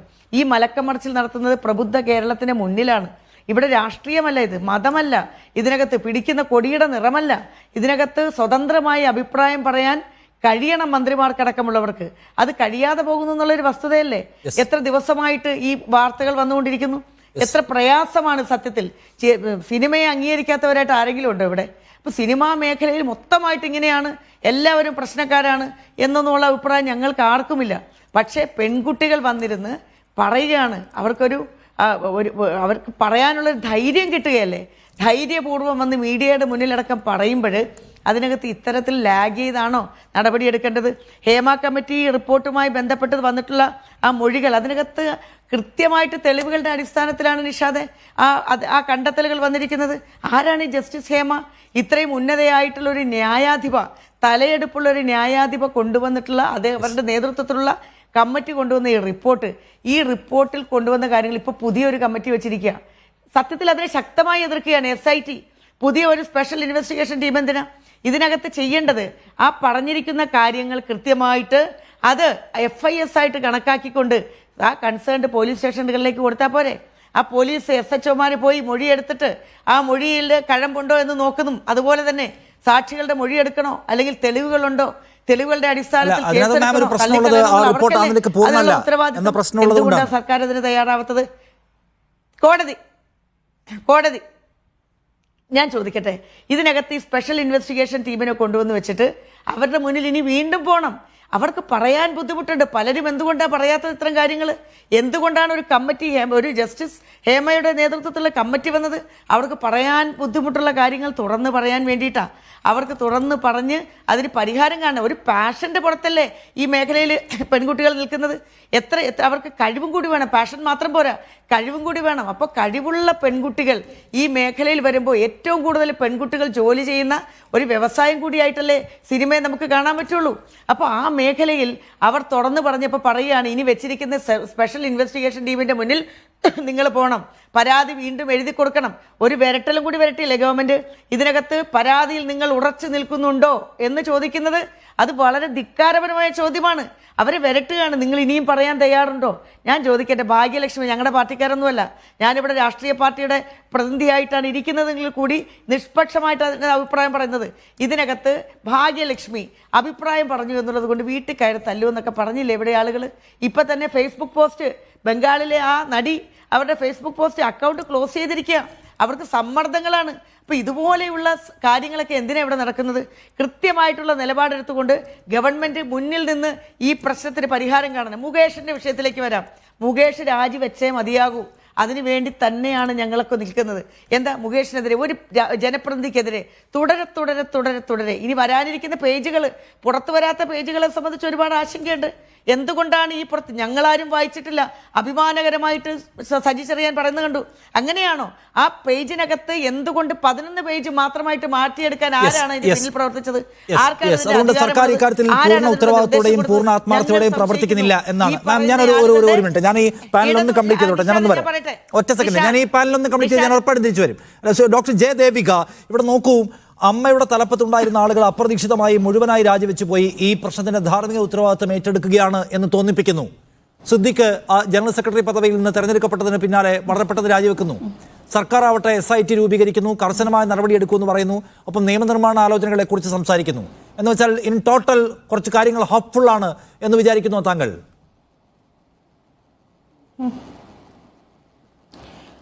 സത്യത്തിൽ ഹോപ്പ്ഫുൾ ആണെന്ന് ഞാൻ വിചാരിക്കുന്നില്ല. അത് ഇപ്പോൾ എനിക്ക് മുന്നേ സംസാരിച്ചവർ പറഞ്ഞതുപോലെ അമിതമായ ഒരു പ്രതീക്ഷ കൊണ്ടാണെന്ന് ഞാൻ വിചാരിക്കുന്നില്ല. ആ പ്രതീക്ഷ എങ്ങനെയാണ് അമിതമായതെന്ന് എനിക്ക് ഒട്ടും മനസ്സിലാവുന്നില്ല. കാരണം പോഷ് പോലെ ഒരു നിയമം നമ്മുടെ ഇന്ത്യയിൽ നിലവിൽ വന്നിട്ട് ദശകങ്ങളായി. പോഷിന് ശേഷം വർമ്മ കമ്മിറ്റിയുടെ നിർദ്ദേശങ്ങളനുസരിച്ച് ലൈംഗിക പീഡന വിരുദ്ധ നിയമം വളരെ ശക്തിപ്പെടുത്തുകയും ഇൻ്റർനാഷണൽ കൺവെൻഷൻസിൽ വളരെ മുമ്പേ തന്നെ ഇന്ത്യ ഒപ്പുവെച്ചിട്ടുള്ളതാണ് ഇത് സംബന്ധിച്ചിട്ടുള്ളത്. അപ്പോൾ അങ്ങനെയൊക്കെ ഇരിക്കെ ഈ പ്രതീക്ഷ അമിതമാകുന്നത് എങ്ങനെയാണെന്ന് എനിക്ക് മനസ്സിലാവുന്നില്ല. അതൊന്ന്. രണ്ട്, ഈ 4 വർഷത്തെ ഡിലേ എങ്ങനെയാണ് അത് വെച്ച് സാധൂകരിക്കാൻ പറ്റുന്നതെന്ന് എനിക്ക് മനസ്സിലാവുന്നില്ല. രണ്ടാമത്, ഈ പറയുന്ന പോലെ ഈ ഒരു സർക്കാർ സ്ഥാപിച്ച ഒരു കമ്മിറ്റി, ആ കമ്മിറ്റി എമിനൻ്റ് ആയിട്ടുള്ള, അതായത് നിയമവ്യവസ്ഥ നല്ല പരിചയമുള്ള ഒരാൾ നയിക്കുന്ന ഒരു കമ്മിറ്റി, വളരെ ബഹുമാന്യയായ സ്ത്രീകളുടെ വിഷയങ്ങളിൽ ധാരാളം നേരിട്ട് ഇടപെട്ടിട്ടുള്ള ഒരു സിവിൽ സർവൻ്റ് അംഗമായ ഒരു കമ്മിറ്റി, ഈ ഇൻഡസ്ട്രിയിൽ അനവധി വർഷം പ്രവർത്തിച്ച് മുൻനിരയിൽ തന്നെ നിന്ന ഒരു ആർട്ടിസ്റ്റ് അംഗമായ ഒരു കമ്മിറ്റി. ഈ കമ്മിറ്റി വളരെ കൃത്യമായ ഒരു മെത്തഡോളജി ഉണ്ടാക്കിയെടുക്കുന്നു. ആ മെത്തഡോളജിയുടെ അടിസ്ഥാനത്തിൽ അവർ തെളിവ് ശേഖരിക്കുന്നു. ആരുടെയെങ്കിലും ചുമ്മാ ഏതെങ്കിലും കുറേ ഗോസിപ്പ് കേക്ക് അല്ല ഈ കമ്മിറ്റി. കൃത്യമായ തെളിവിൻ്റെ അടിസ്ഥാനത്തിൽ തന്നെയാണ് അവർ ഇതിൻ്റെ വർക്ക് മുന്നോട്ട് കൊണ്ടുപോകുന്നത്. അപ്പോൾ അങ്ങനെ വരുമ്പോൾ ഈ കമ്മിറ്റിയുടെ മുമ്പാകെ ടെസ്റ്റിഫൈ ചെയ്യുക എന്ന് പറഞ്ഞാൽ കള്ളം പറയാൻ ഏതാണ്ട് അസാധ്യമാണ്. അപ്പോൾ അങ്ങനെ ഇരിക്കെ ആ സ്ത്രീകളുടെ വാക്ക് വിശ്വസിക്കാൻ ഇത്രയധികം പേടിക്കുകയും ഭയക്കുകയും ചെയ്യുന്നത് എന്തുകൊണ്ടാണെന്ന് ചോദിച്ചാൽ അത് ഈ 2 വശത്തെയും പ്രീതിപ്പെടുത്താൻ കേരള സർക്കാർ കുറേ കാലമായിട്ട് ശ്രമിക്കുന്നത് കൊണ്ടാണ്. ഇപ്പോൾ WCCക്ക് ഇങ്ങനെ ഒരു WCCയുടെ പെറ്റിഷൻ റെസ്പോണ്ട് ചെയ്തുകൊണ്ട് ഹേമ കമ്മിറ്റി സ്ഥാപിച്ചു ഒരു വശത്ത്. അതിന് വളരെ നന്ദിയുള്ളവരായിരുന്നു WCC. പിന്നീട് ഇടതുപക്ഷത്തിൻ്റെ പല സമരങ്ങളിലും അവർ മുൻനിരയിൽ തന്നെ സർക്കാരിനെ സപ്പോർട്ട് ചെയ്തുകൊണ്ട് ഉണ്ടായിരുന്നു. പക്ഷേ അത് കഴിഞ്ഞ് ഉടനെ ഉണ്ടായത് എന്താണ്? അത് കഴിഞ്ഞ ഉടനെ തന്നെ ഇന്നസെൻറ്റിനെ ഇടതുപക്ഷത്തിൻ്റെ, അതായത് ഈ WCCയെ ഏറ്റവും അധികം അപമാനിക്കുകയും കളിയാക്കുകയും അവരെ വളരെ മോശമായിട്ട്, അതായത് ഈ സിനിമാ ഫീൽഡിലെ സ്ത്രീവിരുദ്ധ സംസ്കാരത്തിൻ്റെ മുഴുവൻ ഒരു തമാശയാക്കി അതിനെ അവതരിപ്പിക്കുന്ന ഒരാളെന്നുള്ള നിലയ്ക്ക് ആണ് ഇന്നസെൻ്റ് ആ കാലത്ത് തെളിഞ്ഞു നിന്നത്. അദ്ദേഹത്തിനെ ഇടതുപക്ഷം സ്ഥാനാർത്ഥിയാക്കുന്നു. അത് കഴിഞ്ഞ ഉടനെ, അപ്പോൾ അത് 2 വശവും ഇങ്ങനെ ബാലൻസ് ചെയ്ത് കൊണ്ടുപോകുക എന്നുള്ളതാണ്. അതിനെക്കുറിച്ച് പ്രതിഷേധങ്ങൾ ഉണ്ടാകാം എന്ന് കണ്ട് കുറച്ച് കഴിയുമ്പോഴേക്കും ഈ വനിതാ സംവിധായകർക്ക് സഹായം കൊടുക്കുന്ന ആ പണം, കുറച്ച് പണം 3 കോടി രൂപ അവർക്ക് ലഭ്യമാക്കുന്നു 2 പ്രോജക്ട്സിനായിട്ട്. അത് പക്ഷേ ആയി കഴിയുമ്പോഴേക്കും ആ പൈസ ലഭിച്ച 2 ഡയറക്ടേഴ്സ് വളരെ കാര്യമായ പരാതികൾ KSFDCയിൽ വല്ലാതെ തങ്ങി നിൽക്കുന്ന സ്ത്രീവിരുദ്ധതയെക്കുറിച്ച് ഫേസ്ബുക്കിലൂടെയും അല്ലാതെയും ഒക്കെ പരാതി പറയുന്നു. യാതൊരു നടപടിയും കാര്യമായിട്ട് എടുക്കാതെ അതങ്ങനെ പോകുന്നു. ഇതിനിടയ്ക്ക് ഇപ്പുറത്ത് രഞ്ജിത്ത് ഈ എന്താ പറയുക ചലച്ചിത്ര അക്കാദമിയുടെ നേതൃത്വത്തിലേക്ക് വരുന്നു. അദ്ദേഹത്തിൻ്റെ യാതൊരു മറയുമില്ലാത്ത സ്ത്രീവിരുദ്ധത ഇങ്ങനെ വീണ്ടും സ്ത്രീവിരുദ്ധതയും ജനാധിപത്യ വിരുദ്ധതയും വീണ്ടും ഇങ്ങനെ കാണിച്ചുകൊണ്ടിരിക്കുന്നു. അപ്പോൾ രണ്ട് വശത്തും ഇങ്ങനൊരു പ്രത്യേക തരം ബാലൻസോട് കൂടിയാണ് ഈ നടന്നത്. ഈ റിപ്പോർട്ടിനെ പരമാവധി മുന്നോട്ട് തള്ളി നീക്കാനുള്ള ശ്രമം ഇതിൻ്റെ അകത്തുണ്ടായി എന്നുള്ളതിന് സാധാരണക്കാർക്ക് മനസ്സിലാവുന്ന ഒരു കാര്യമാണ്. കാരണം ഓരോ ഘട്ടത്തിലും ഈ റിപ്പോർട്ട് റിലീസ് ചെയ്യാൻ ശ്രമിക്കുമ്പോൾ ഇങ്ങോട്ട് കിട്ടിയ വാദങ്ങൾ എന്താണ്? ബ്യൂറോക്രാറ്റിക് ആയിട്ടുള്ള കുറേ വാദങ്ങളുണ്ട്. സാങ്കേതികം എന്ന വാദത്തെ, രാഷ്ട്രീയ വാദത്തെ സാങ്കേതിക വാദം കൊണ്ട് എന്താ ശ്വാസം മുട്ടിക്കാൻ ശ്രമിച്ചത് ഞങ്ങൾക്ക് എല്ലാവർക്കും അറിയാവുന്ന കാര്യമാണ്. അപ്പോൾ അങ്ങനെയാണ് ഫൈനലി, പക്ഷേ ഒടുവിൽ ഇത് പുറത്തു വരിക തന്നെ ചെയ്തു. ഇത്രയും നാൾ ഇത്രയും ഡിലേഡ് ആയതുകൊണ്ട് തന്നെയാണ് ഒരു അവലാൻഷ് എന്നൊക്കെ പറയാവുന്ന പോലെ പിന്നീട് ആരോപണങ്ങളുടെ ഒരു വേലിയേറ്റം ഉണ്ടായിരിക്കുന്നത്. ഇപ്പോൾ ശരിക്കും ഇല്ലേ, പാറക്കല്ല് മലയുടെ മുകളിൽ നിന്ന് പാറക്കല്ല് ഉരുണ്ടുവരുന്ന അതേ ഊക്കോട് കൂടിയാണ് ഇപ്പം ഈ ആരോപണങ്ങൾ വീണുകൊണ്ടിരിക്കുന്നത്. അപ്പോൾ ഇത് വീണ് കഴിയുമ്പോൾ ഈ അന്തം വിട്ട ഒരു അവലാൻഷ് ഉണ്ടായിക്കഴിഞ്ഞാൽ അന്തം വിട്ടിരിക്കുന്ന പോലെയാണ് സർക്കാരിൻ്റെ രീതി. അപ്പോൾ മാത്രമല്ല, ഇപ്പോൾ ഇതിൽ ഞാൻ പറയുന്നത് ഇത്ര പരിശുദ്ധമായ ഉദ്ദേശമാണ് സർക്കാരിനുണ്ടായിരുന്നതെങ്കിൽ ശരി, ഈ പ്രിഡേറ്റേഴ്സിൻ്റെ പേരുകൾ ഒന്നും തന്നെ മറച്ചു വയ്ക്കാൻ ഇന്ത്യൻ നിയമത്തിൽ വ്യവസ്ഥയില്ല. നേരെ തിരിച്ചാണ്. ഇത്രയും പ്രധാനപ്പെട്ട ഒരു കമ്മിറ്റിയുടെ മുന്നിൽ കൊടുത്ത മൊഴികൾ, ഈ പറയുന്ന പോലെ ഒരു കൃത്യമായ മെത്തഡോളജിയുടെ അടിസ്ഥാനത്തിൽ ശേഖരിക്കപ്പെട്ട മൊഴികൾ, അതിൻ്റെ അടിസ്ഥാനത്തിൽ ക്രിമിനൽ കേസുകൾ എടുക്കാതിരിക്കാൻ ഒരു കാരണവും ഇന്ത്യൻ നിയമവ്യവസ്ഥയിലില്ല. ഇവരുടെ രാഷ്ട്രീയ കാൽക്കുലേഷനിലുണ്ടായിരിക്കും. അങ്ങനെയാണെങ്കിൽ അവരവരുടെ സ്വാർത്ഥമാണ് നോക്കുന്നത്, അല്ലാതെ സ്ത്രീകളുടെ താല്പര്യമല്ല. അതൊരു കാര്യം. പിന്നെ മറ്റൊരു കാര്യം എന്ന് പറഞ്ഞാൽ, പോട്ടെ, സെക്ഷൽ ആരോപണങ്ങളുടെ കാര്യം അവിടെ ഇരിക്കട്ടെ, പക്ഷേ ഹേമ കമ്മീഷൻ റിപ്പോർട്ട് അതുമാത്രമല്ല പറയുന്നത്. ഹേമ കമ്മീഷൻ റിപ്പോർട്ട് വിവേചനത്തെക്കുറിച്ച് പറയുന്നുണ്ട്, ചൂഷണത്തെക്കുറിച്ച് പറയുന്നുണ്ട്, പ്രതികാര നടപടികളെ പറ്റി പറയുന്നുണ്ട്. ഇത് മൂന്നും അതിന് മീതെ ഈ ലൈംഗിക ചൂഷണം അഥവാ ലൈംഗിക പീഡനം അഥവാ ലൈംഗിക അസോൾട്ട്, ഇത്രയാണ് ഹേമ കമ്മീഷൻ റിപ്പോർട്ട് വയലേഷൻസ് ആയിട്ട് മുന്നോട്ട് വയ്ക്കുന്നത്. ആദ്യത്തെ ആ സെക്ഷൽ വയലേഷൻ്റെ കാര്യം അവിടെ നിൽക്കട്ടെ. ഈ ബാക്കി 3 വയലേഷൻസിൻ്റെ കാര്യത്തിലും ഒരു അത് അവയെ തുടച്ചു നീക്കാൻ എന്ത് നടപടിയാണ് ഇതുവരെ സ്വീകരിച്ചിട്ടുള്ളത്? നടപടിയെന്ന് ഞാൻ പറയുമ്പോൾ ഉടനെ അങ്ങോട്ടൊരു പരിഹാരം ഉണ്ടാക്കണം എന്നല്ല, അതിനെക്കുറിച്ചൊരു ചർച്ച പോലും തുടങ്ങി വെച്ചിട്ടില്ല.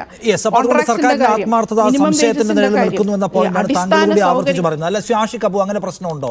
അതായത് WCCയുടെ രൂപീകരണം മുതൽ അതിന് തൊട്ടുമുള്ള ക്രൈം സീൻ മുതൽ ഇങ്ങോട്ട് എടുത്താൽ ഗവൺമെന്റ് വളരെ ഭരിതമായ അല്ലെങ്കിൽ ഈ പറഞ്ഞ മൂവ്മെന്റ്സിനെ പിന്തുണയ്ക്കുന്ന ഈ പ്രിഡേറ്റേഴ്സ് എത്ര വലിയ താരങ്ങളായാലും അവരെ വേട്ടയാടും എന്നൊക്കെ ഒരു പ്രതീതി ഒരു വശത്തുണ്ടാക്കുമ്പോൾ തന്നെ ഇപ്പുറത്ത് അതിൻ്റെ കോർ വാല്യൂസിന് അല്ലെങ്കിൽ ഈ പറഞ്ഞ അടിസ്ഥാന ശിലകൾക്ക് ആട്ടം ഉണ്ടാവാത്ത തരത്തിലുള്ള വെൽ ബാലൻസ്ഡായ സമീപനം സ്വീകരിച്ചു.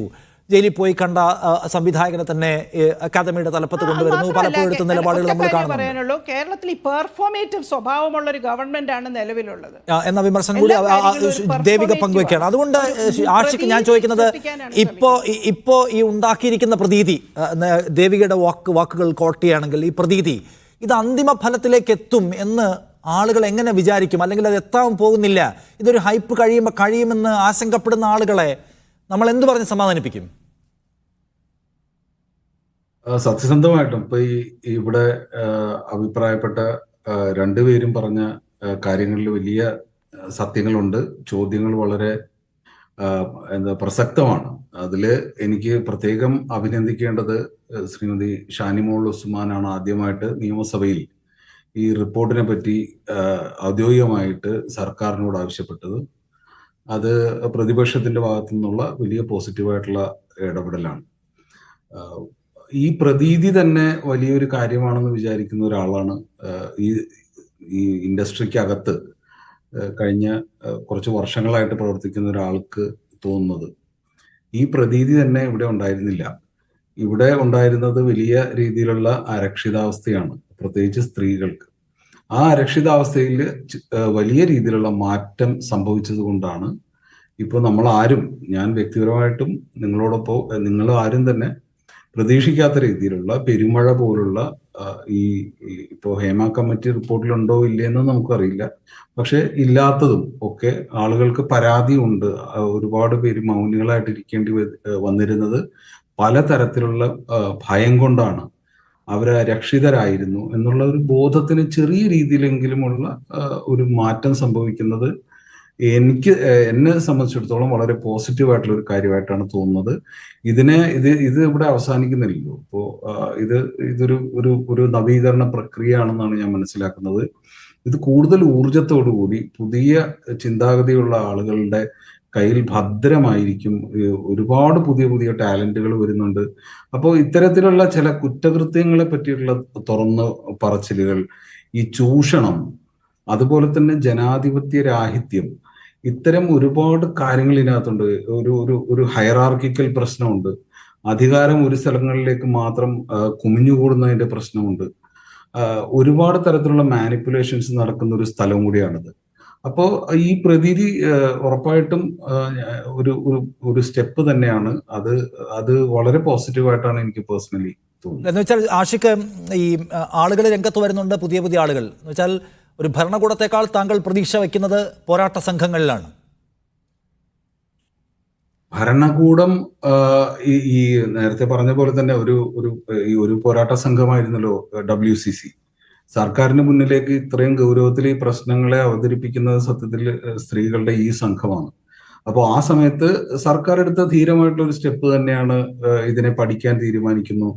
കുറെക്കൂടെ സെൻസിറ്റീവ് ആയിട്ടുള്ള രീതിയിൽ സ്ത്രീകളുടെ പ്രശ്നങ്ങൾക്ക് പ്രാധാന്യം കൊടുത്തുകൊണ്ട് ഇവിടെ നടക്കുന്ന ക്രൈം ആയി ബന്ധപ്പെട്ട്, അതായത് ഇതിന് മറ്റൊരു പശ്ചാത്തലവും കൂടെ നമ്മൾ ആലോചിക്കണം. ഇവിടെ നമ്മളുടെ സുഹൃത്തായിട്ടുള്ള ഒരാളെ കൊട്ടേഷൻ ബലാത്സംഗത്തിന് ഇരയാക്കി എന്ന് പറഞ്ഞ് ദിലീപ് എന്ന നടനെ 80 ദിവസങ്ങൾക്ക് മുകളിൽ ജയിലിലാക്കാനുള്ള അത് ആ സമയത്ത് അത്ര എളുപ്പമായിരുന്നു എന്ന് ഞാൻ വിശ്വസിക്കുന്നില്ല. കാരണം നേരിട്ട് കുറ്റകൃത്യത്തിൽ പങ്കെടുക്കാതെ ആ ഗൂഢാലോചന തെളിയിക്കുക എന്നുള്ളത് ചെറിയ കാര്യമായിരുന്നില്ല. അപ്പൊ അവിടെ ഇച്ഛാശക്തി വലിയ രീതിയിൽ വേണ്ട ഒരു സ്ഥലമാണ്. സാധ്യമാണെന്നും സർക്കാർ കൂടെ ഉണ്ടെന്നുള്ള പ്രതീതി സൃഷ്ടിക്കൽ വളരെ പ്രധാനപ്പെട്ട ഒരു കാര്യമാണ് എന്നുകൂടി കാണുന്നു താങ്കൾ. ഞാനൊരു ചെറിയ ബ്രേക്ക് എടുത്ത് വേഗം വരാം. ശാഷിക്ക് എനിക്കൊരു ചോദ്യം കൂടി, താങ്കൾ ദയവായി തുടരുമല്ലോ. വേഗം വരാം. ചർച്ചയിലേക്ക് വീണ്ടും. ഡോക്ടർ പ്രേംകുമാർ, മുകേഷിനെ ചൊല്ലിയാണ് ഇപ്പോൾ സർക്കാരിനുള്ള ഏറ്റവും വലിയ സംശയത്തിന്റെ മുന്നിൽ നീണ്ടു നിൽക്കുന്നത്. ഈ സർക്കാർ ചെയ്യുന്നതൊന്നും ആത്മാർത്ഥമല്ല എന്ന ആരോപണത്തിന്റെ ഏറ്റവും വലിയ അടിസ്ഥാന ശില ഏതാണെന്ന് ചോദിച്ചാൽ മുകേഷ് ഈ മൊമെന്റിലും സംരക്ഷിക്കപ്പെടുന്നു എന്നതാണ്. താങ്കൾ ആ കാര്യത്തിൽ എന്തുമാത്രം കോൺഫിഡൻ്റ് ആണ് മുകേഷ് ഈ സർക്കാരിൻ്റെ കീഴിൽ MLA ആയി പോലും അധിക ദിവസങ്ങൾ ഉണ്ടാവില്ല എന്നതിൽ? അതായത് മുകേഷ് MLA ആയിട്ട് തുടരുന്നു എന്നുള്ളതാണ് ഇതിൻ്റെ ക്രക്സ് എന്ന് ഞാൻ വിചാരിക്കുന്നില്ല. പക്ഷേ സർക്കാരിന് ഇതിൽ ആത്മാർത്ഥത കുറവുണ്ട് എന്ന് ആളുകൾക്ക് തോന്നാനും നിങ്ങളെപ്പോലെയുള്ള ചാനലുകൾക്ക് തോന്നിപ്പിക്കാനുള്ള ഒരു സോഴ്സാണത്, ഒരു പൊട്ടൻഷ്യലുള്ള മെറ്റീരിയലാണത്. അതുകൊണ്ട് പ്രത്യേകിച്ചും എത്രയും പെട്ടെന്ന് ആ കാര്യത്തിൽ ഒരു തീരുമാനം എടുക്കണമെന്നും എന്ന് പറയുകയും തീരുമാനമെടുക്കുമെന്ന് പ്രതീക്ഷിക്കുകയും ചെയ്യുന്ന ആളാണ് ഞാൻ. അല്ലാതെ ഇപ്പം ഇവിടെ ഷാനിമോൾ ഉസ്മാൻ പറഞ്ഞതിനോട് എനിക്കുള്ള വിയോജിപ്പ് ഞാൻ പറയട്ടെ. അത് ആ സമയത്ത് WCCയുടെ അംഗങ്ങൾ മുഖ്യമന്ത്രിയെ കാണുന്ന സമയത്ത് ഇത്തരത്തിലുള്ളൊരു കമ്മിറ്റി രൂപീകരിക്കണമെന്നുള്ളൊരു ടോട്ടൽ പ്രഷറൊന്നും കേരളത്തിൽ ഉണ്ടായിരുന്നില്ല എന്നുള്ളത് സത്യമാണ്. മാത്രമല്ല WCCയുടെ ആളുകളെ മഹാഭൂരിപക്ഷ ആളുകളും പരിഹാസത്തോടെ, കാരണം ഇങ്ങനെ ഒരു സാധനം പോസിബിൾ അല്ലല്ലോ. ഒരു വലിയ സ്ട്രക്ചർ അപ്പുറത്ത് നിൽക്കെ, AMMA എന്നൊക്കെ പറഞ്ഞ വലിയൊരു സ്ട്രക്ചർ അപ്പുറത്ത് നിൽക്കെ ഒരു കളക്റ്റീവ് 10-12 സ്ത്രീകളുടെ ആക്ട്രസസിൻ്റെ ഒരു കളക്റ്റീവ്, ഒരുപക്ഷെ ആഷിഖ് കപൂറിനെ പോലെയൊക്കെയുള്ള കുറച്ച് ആളുകൾ മാത്രമാണ് അതിനോട് സോളിഡാരിറ്റി പറഞ്ഞിട്ടുണ്ടായിരുന്നത്. അപ്പോൾ അങ്ങനെ ഒരു ഭയങ്കര പ്രഷർ ഉള്ളതുകൊണ്ടല്ല, മറിച്ച് ഇവരുന്നയിക്കുന്ന ഇപ്പോൾ റേസ് ചെയ്യപ്പെട്ടിരിക്കുന്ന കാര്യം ജെന്യുവിനാണെന്നും അത് പൊളിറ്റിക്കലി കറക്റ്റ് ആണെന്നുള്ള ഇടതുപക്ഷത്തിൻ്റെ ഒരു ബോധ്യത്തിൽ നിന്ന് തന്നെയാണ്, LDFന് നേതൃത്വം കൊടുക്കുന്ന CPMന്റെ ബോധ്യത്തിൽ നിന്ന് തന്നെയാണ് അത്തരം ഇനീഷ്യേറ്റീവ്സ് ഉണ്ടായിട്ടുള്ളത്. പിന്നെ കേരളം എന്നുള്ളത് മനുഷ്യരെല്ലാവരും ഒന്നുപോലെ വാഴുന്ന, മാവേലി നാട് വാഴുന്ന ഒരു ഉട്ടോപ്പിയാണെന്ന് ഞാൻ വിചാരിക്കുന്നില്ല. അതുകൊണ്ട് തന്നെ ഇത് പെർഫെക്റ്റ് ആവാത്തത് കൊണ്ട് ഇവിടുന്ന് പോയി കളയാം എന്നും ഞാൻ വിചാരിക്കുന്നില്ല. കുറേ പരിമിതികളുള്ള ഒരിടം തന്നെയാണ്, ഒരു സ്ഥലം തന്നെയാണ് നമ്മുടെ സൊസൈറ്റി. 140 സീറ്റിൽ 100-ലധികം സീറ്റുകൾ 2/3 മെജോറിറ്റി CPIM എന്നുള്ള കമ്മ്യൂണിസ്റ്റ് പാർട്ടിക്കോ അല്ലെങ്കിൽ ജനാധിപത്യ പാർട്ടിക്കോ ഉള്ള ഒരിടവുമല്ല. അതുകൊണ്ട് തന്നെ ആ എല്ലാ പരിമിതികൾക്കുള്ളിൽ നിന്നുകൊണ്ടും എങ്ങനെ ഇത്തരം കാര്യങ്ങളെ ടേക്ക് ഓൺ ചെയ്യാനും പരിഹരിക്കാനും ഈ സർക്കാർ മുന്നണിയും പാർട്ടിയും ശ്രമിക്കുന്നു എന്നും എനിക്ക് മനസ്സിലാവുന്നില്ല. ഈ കക്ഷി രാഷ്ട്രീയത്തിന്റെ സങ്കീർണതകളെ കുറിച്ച് നമ്മൾ സംസാരിക്കേണ്ട ഒരു ഘട്ടമാണിത്. ഇതൊരു പൂർണ്ണമായും നിയമത്തിന്റെ സാധ്യതകളുള്ള ഏതു ഭരണകൂടവും ഏതു തരത്തിൽ ദുർബലമാക്കപ്പെട്ടതോ ഏതു തരത്തിൽ ശാക്തീകരിക്കപ്പെട്ടതോ ആയിട്ടുള്ള ഗവൺമെന്റുകൾക്ക് ഇടപെടാൻ പ്രശ്നങ്ങളൊന്നുമില്ലാത്ത നിയമപരമായ വഴികളിലൂടെ മാത്രം സഞ്ചരിക്കേണ്ട ഒരു കാര്യമാണിത്. അല്ല അതിഷാദ്, അതിൽ ചെറിയൊരു പ്രശ്നമുണ്ട് കേട്ടോ. ഹൈക്കോടതിയിൽ കൊടുത്ത പബ്ലിക് ഇൻട്രസ്റ്റ് ലിറ്റിഗേഷനുള്ള ഇന്ററിം ഓർഡറിൽ ചീഫ് ജസ്റ്റിസിന്റെ ഡിവിഷൻ ബെഞ്ച് പറയുന്നത് എന്താണെന്നറിയോ? At this condition, at this moment, government has limitation to initiate legal action ആണ്. അതിൻ്റെ ഫൈനൽ വേർഡിക്റ്റ് വരുമായിരിക്കാം. ഇതിലൊരു ലീഗൽ ഡിബേറ്റ് നടക്കുന്നുണ്ട്. അതായത് ഈ കമ്മിറ്റി റിപ്പോർട്ടിനെ ബേസ് ചെയ്തുകൊണ്ട് ഒരു സിംഗിൾ FIR ഇടുകയോ ഒരു സ്പെഷ്യൽ ഇൻവെസ്റ്റിഗേഷൻ ടീമിനെ ഏൽപ്പിക്കുകയോ ചെയ്തിട്ട് ഈ പ്രോസസ്സ് റീസ്റ്റാർട്ട് ചെയ്യുക എന്നുള്ളത് മാത്രമേ പോസിബിൾ ആയിട്ടുള്ളൂ എന്നുള്ളത്. കാരണം ഈ കമ്മിറ്റി റിപ്പോർട്ടിൻ്റെ അകത്തേക്ക് സ്ത്രീകളായിട്ടുള്ള വിക്ടിംസ്, ഓഫ് കോഴ്സ് നമ്മുടെ നിലനിൽക്കുന്ന സാമൂഹ്യ സാഹചര്യങ്ങളുടെ വിക്ടിംസ് കൂടിയായിട്ടുള്ള ഇവർ കൺഫൈഡ് ചെയ്യാൻ തയ്യാറായിരുന്നില്ല. അവരുടെ അനോണിമിറ്റി പ്രൊട്ടക്ട് ചെയ്യുന്ന അവർക്ക് എഴുതി കൊടുത്തൊരു ഉറപ്പുണ്ടെന്നേ, നിങ്ങളുടെ പേരുകൾ പുറത്തു വരില്ല എന്നുള്ള ഒരു കോൺട്രാക്ട് അവിടെ സൈൻ ചെയ്യപ്പെട്ടിട്ടുണ്ട്, കമ്മിറ്റിയും കൺഫൈഡ് ചെയ്യുന്ന ആളും. അത് പിന്നെ ഒരാൾ വയലേറ്റ് ചെയ്യുന്നത് അയാളുടെ റൈറ്റിനെ ക്വസ്റ്റ്യൻ ചെയ്യലാണ്. അതുകൊണ്ട് ഒരു എഞ്ചിനീയറുടെ ആർഗ്യുമെന്റ് പോലും നമ്മൾ ഒരു പരിധി വരെ ശരി കാണേണ്ടി വരുന്നത്. ഇതൊരു ലീഗൽ ഇഷ്യൂ ആണ്, ലീഗൽ ഡിബേറ്റ് ആണ്. മാത്രമല്ല RTI ആദ്യത്തെ ഇത്തരം സാങ്കേതികങ്ങൾക്ക് അധികം പോവേണ്ടതില്ല എന്ന് ഞാൻ കരുതുന്നു. ആദ്യത്തെ എന്താ പറയുക ഇൻഫർമേഷൻ കമ്മീഷൻ കൊടുക്കരുതെന്ന് പറയും, രണ്ടാമത്തെ ആൾ അതേ സാധനം വേറൊരു ലീഗൽ പെർസ്പെക്റ്റീവ് എന്ന് എന്താ പറയുക ഇന്റർപ്രിറ്റ് ചെയ്തിട്ടാണ് കൊടുക്കാം, റീഡ് ആക്ട് ചെയ്തിട്ട് കൊടുക്കാമെന്ന് പറഞ്ഞിട്ടുള്ളത്. അപ്പോൾ ഇതിനകത്തൊരു സ്ലോനെസ്സും ഡിലേയും ഒരു കാർക്കശ്യക്കുറവും ഉണ്ടായിട്ടുള്ളത് സത്യമാണ്. പക്ഷെ അതുകൊണ്ട് തീരെ ആത്മാർത്ഥതയില്ല എന്ന് പറയുന്നതും മാത്രമല്ല ഇത് പറയാൻ എത്രത്തോളം ധാർമ്മികമായി കുറിച്ച് ചർച്ചയിൽ പല എലമെന്റ്സ് ഉണ്ട്. പക്ഷേ അതിന്മേൽ എന്തെങ്കിലും തുടർ നടപടി എടുക്കുന്നതിന് സർക്കാരിന് വിവരാവകാശ കമ്മീഷന്റെയോ ധാർമ്മികതയുടെയോ നിയമത്തിന്റെ ഒരു തടസ്സം ഉണ്ടായിരുന്നില്ല, പക്ഷെ ഒന്നും ഉണ്ടായില്ല എന്നുള്ള പ്രശ്നമുണ്ട്. ഇവിടെ ഇപ്പൊ അതിനകത്ത് അപ്പുറത്ത് നമ്മൾ കാണുന്നത് അമ്മ എന്ന് പറയുന്ന സംഘടനയാണ്. ആ സംഘടനയാണ് അതിന്റെ മൊത്തം കാര്യങ്ങളെ നിയന്ത്രിക്കുന്ന തരത്തിൽ വലിയ ഒരു പ്രൗഢരൂപിയായ ഒന്ന്. അപ്പൊ അതിന് പക്ഷെ ഒരു തൊഴിലാളി സംഘടനയുടെ ഒരു സ്വഭാവവും ഇല്ല. അതിനൊരു തൊഴിലവകാശ പോരാട്ട സംഘത്തിൻ്റെതായ ഒരു രൂപവുമില്ലാത്ത ഒരു സംഘടനയാണ്. അവിടെ കുറെ പ്രഭുക്കളായ ആളുകൾ ഭരിക്കുന്നു, താഴെത്തട്ടുകാരന് ശബ്ദമില്ല, എതിർക്കുന്ന ഒരാൾക്കും പിന്നീട് തൊഴിലില്ല. തൊഴിൽ അവകാശ പോരാട്ട സംഘം എന്ന നിലയ്ക്കല്ല, മറിച്ച് തൊഴിൽ നിഷേധിക്കുന്ന, വിലക്കുന്ന, ഭ്രഷ്ട് കൽപ്പിക്കുന്ന അങ്ങനത്തെ ഒരു പ്രഭുസഭയാണ് സത്യത്തിൽ അമ്മ. പക്ഷെ അതിൻ്റെ ആ സ്ട്രക്ചർ ഉടച്ചു വാർക്കണമെന്ന പൊളിറ്റിക്കൽ വില്ലോ നയമോ ഇപ്പോൾ ഭരിക്കുന്ന സർക്കാരിന് പിന്നിലുള്ള പാർട്ടിക്കുമില്ല, നിങ്ങൾക്കുമില്ല. നിങ്ങളെല്ലാവരും അമ്മ സംരക്ഷിക്കപ്പെടണം എന്ന അഭിപ്രായമുള്ളവരാണ്. എന്തിനാണ് അമ്മ സംരക്ഷിക്കപ്പെടുന്നത് എന്ന ക്വസ്റ്റിനെ നിങ്ങൾ എന്താണ് എടുക്കാത്തത്? എന്നോടാണോ ചോദിച്ചത്? ഞാനൊന്ന് ഷാനിമോളോട്.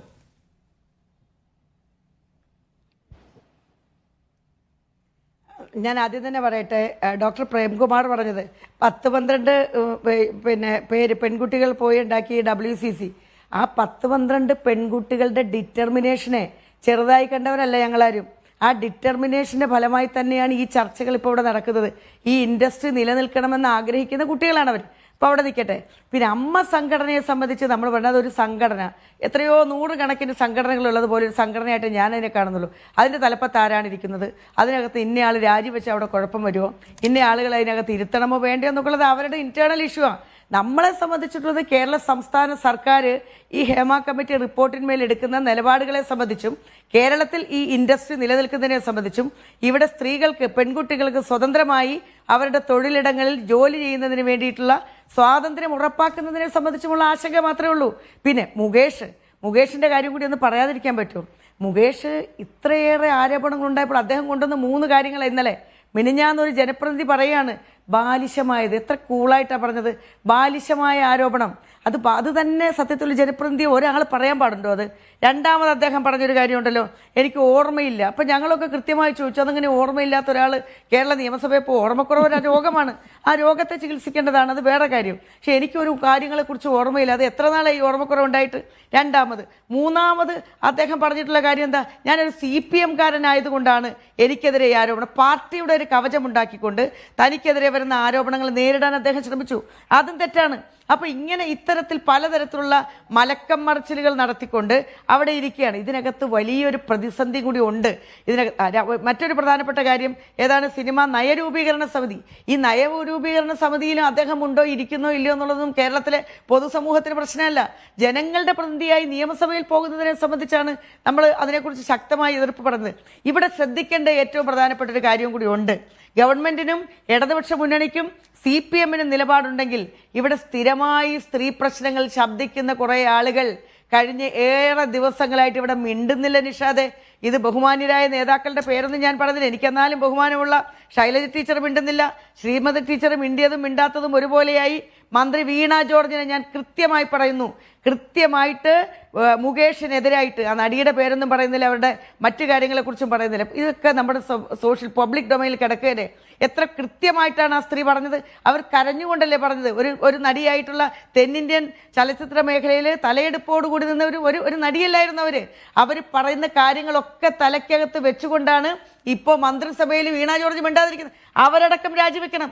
അങ്ങനെ സ്ത്രീപക്ഷം എന്ന് പറയുന്നത് ഞാൻ കഴിഞ്ഞ ദിവസങ്ങളിലൊക്കെ പറഞ്ഞതുപോലെ രാത്രികാലങ്ങളിൽ മാർച്ച് 8-ാം തീയതി അന്താരാഷ്ട്ര വനിതാ ദിനത്തിൽ കുറെ പോലീസുകാരുടെയും പട്ടാളക്കാരുടെയും സാന്നിധ്യത്തിൽ തിരുവനന്തപുരത്തെ തെരുവുകളിലൂടെ അർദ്ധരാത്രിക്ക് രാത്രി നടന്നു പോയിട്ട് ഇവിടെ സ്ത്രീ സുരക്ഷയുണ്ട്, ഇന്ത്യയിൽ ഏറ്റവും കൂടുതൽ സ്ത്രീ സുരക്ഷ അതല്ല സ്ത്രീ സുരക്ഷ. ഇതിനകത്ത് മിണ്ടാൻ എന്തുകൊണ്ട് ഇടതുപക്ഷ ജനാധിപത്യ മുന്നണി ഗവൺമെന്റിന്റെ ഭാഗമായിട്ടുള്ള മന്ത്രിമാർക്ക് കഴിയുന്നില്ല, നേതാക്കന്മാരായിട്ടുള്ളവർക്ക് കഴിയുന്ന ഇതൊക്കെ ഈ നിശബ്ദതയൊക്കെ കൂട്ടി വായിച്ചാൽ മതി. അപ്പൊ മനസ്സിലാവും സർക്കാരിന്റെ ഇതിനകത്തുള്ള ആത്മാർത്ഥത എന്നാണ്. ജോർജ് രാജിവെക്കണം, സജി ചെറിയാൻ രാജിവെക്കണം എന്നാണ് താങ്കളുടെ പോയിന്റ്. അല്ല ആഷിഖ് അബു, ഇപ്പോൾ ഈ ഫെഫ്കയുടെ കാര്യത്തിനകത്തും താങ്കൾ വളരെ കർശനമായ പൊസിഷൻ എടുക്കുന്നത് കണ്ടു. ബി ഉണ്ണികൃഷ്ണൻ ആവട്ടെ ഇടതുപക്ഷ രാഷ്ട്രീയം എന്താണ്, തൊഴിലവകാശ പോരാട്ടം എന്താണ്, തൊഴിലാളികളുടെ അവകാശങ്ങളും പ്രിവിലേജും എന്താണ് എന്നതിനെക്കുറിച്ചൊക്കെ ദീർഘമായി സംസാരിക്കുകയും അതിനെക്കുറിച്ചുള്ള മാക്സിയൻ തിയറീസ് വരെ പറയുന്ന ആളാണ് അദ്ദേഹം. പക്ഷേ വല്ലാതെ നിരാശപ്പെടുത്തിയതാണ് താങ്കളുടെ പ്രതികരണത്തിൽ നിന്ന് കണ്ടത്. പക്ഷെ താങ്കൾ അതിൽ ഒറ്റപ്പെട്ടു പോകുമോ? അതെനിക്കറിയില്ല, അത് വരും ദിവസങ്ങളിൽ മാത്രമേ നമുക്ക് മനസ്സിലാവുള്ളൂ. ഇത് തന്നെയാണ് നിഷാദ ഒരു പ്രശ്നം. കാരണം ഇവിടെയുള്ള എല്ലാ പ്രശ്നങ്ങളിലും നേരിട്ട് മാധ്യമങ്ങളെ കാണുകയും അത് ചെറിയ പ്രശ്നങ്ങളാണെങ്കിൽ പോലും അതിൽ ഇടപെടുകയും അതിൽ സംസാരിക്കുകയും ഒരുപാട് കാര്യങ്ങൾ മീഡിയേറ്റ് ചെയ്യുകയും ഒക്കെ ചെയ്തുകൊണ്ടിരുന്ന ആളാണ് ഇദ്ദേഹം. അപ്പോൾ അദ്ദേഹം മിണ്ടുന്നില്ല. അതുപോലെ ഇത് ആദ്യമായിട്ടല്ല ഫെഫ്ക ഇങ്ങനെ മൗനികളായിട്ടിരിക്കുന്നത്. ഇതിനു മുമ്പും നടിയെ ആക്രമിക്കപ്പെട്ട സമയത്ത് ഒക്കെ ഇതേപോലത്തെ മൗനം ഉണ്ടായിരുന്നു. ആ സമയത്തും നമ്മൾ സംഘടനയിൽ ആരെങ്കിലും വിളിച്ചു ചോദിക്കുമ്പോഴത്തേക്കും അവർ ഇതേപോലത്തെ എന്തെങ്കിലുമൊക്കെ മുട്ടായ യുക്തി പറയും. അതായത് ഇത് മറ്റൊരു ലോകമാണ്. ഇവിടെ രാജാക്കന്മാരും പ്രജകളും ഒക്കെ ആയിട്ടുള്ള മറ്റൊരു ലോകമാണ്. പൊതുസമൂഹത്തോട് യാതൊരു തരത്തിലുള്ള ഉത്തരവാദിത്വവും ഇവർ കാണിക്കുന്നതായിട്ട് എനിക്ക് ഇതുവരെ തോന്നിയിട്ടില്ല. അപ്പൊ അതുകൊണ്ടൊക്കെ തന്നെ ഈ 10-ാം ദിവസമെങ്കിലും ഇവര് സംസാരിക്കണമല്ലോ. അത് അവർക്കൊരു ഉത്തരവാദിത്വം ഉണ്ടല്ലോ. ആ കാര്യത്തിൽ അപ്പോ സംഘടനയിൽ ചോദിക്കുന്ന സമയത്ത് ഈ ഉത്തരം കിട്ടുകയും ദിവസങ്ങൾ കഴിഞ്ഞതിന് ശേഷം ഇന്ന് 10-ാം ദിവസം ഒരു ലെറ്റർ ഹെഡ് പോലും അല്ല, അത് ഒപ്പില്ല, അങ്ങനെ എന്തോ ഒരു ഊമക്കത്ത് പോലത്തെ ഒരു സംഗതിയിൽ അച്ചടിച്ചു വെച്ചിരിക്കുന്ന ഈ തരത്തിലുള്ള ഒരു അഴകുഴമ്പൻ സമീപനം എടുക്കാൻ അല്ലെങ്കിൽ പലപ്പോഴും മാറി നിൽക്കാൻ അവരെ പ്രേരിപ്പിക്കുന്ന ഒരു ഘടകം എന്തായിരിക്കും? അല്ല, അത് നമ്മൾ അന്വേഷിച്ച് കണ്ടെത്തണം നിഷാദ്. ഇപ്പൊ എനിക്കത് പ്രെഡിക്റ്റ് ചെയ്യാൻ പറ്റില്ല. പക്ഷെ ഇദ്ദേഹത്തിന്റെ പ്രവർത്തികൾ, ഈ സംഘടനയുടെ നിശബ്ദത, ഇതൊക്കെ മാത്രമല്ല നമുക്ക് ഇവരുടെ ആക്ടിങ് വർക്കിംഗ് സെക്രട്ടറി ആയിട്ടുള്ള ആളുടെ ഈ വിഷയത്തോടുള്ള പ്രതികരണം, ഈ വിഷയത്തിന് ഇവർ കൊടുക്കുന്ന ഗൗരവം, ഇതൊക്കെ നോക്കിയിട്ടാണ് നമുക്ക് ഒരു നിഗമനത്തിലെത്താൻ പറ്റുള്ളൂ.